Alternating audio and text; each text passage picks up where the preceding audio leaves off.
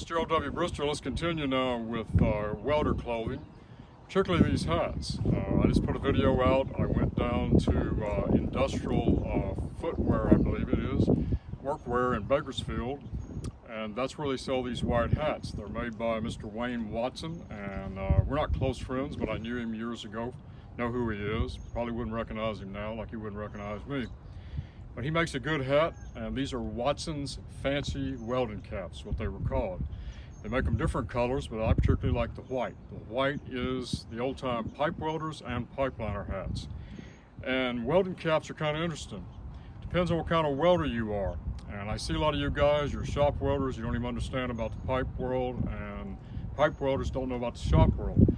In a shop world, you're welding with MIG, or maybe you're welding with TIG. There's not a lot of sparks. So a lot of times I see you guys, you'll have this hat like this with the bill in the back, and we call that straight polarity. And a little bit like making light of it from the pipeliner side, just like the Navy and Marine Corps kind of carp on each other. Pipe welders will wear it like this because you don't want sparks in your ear. I like it over both ears.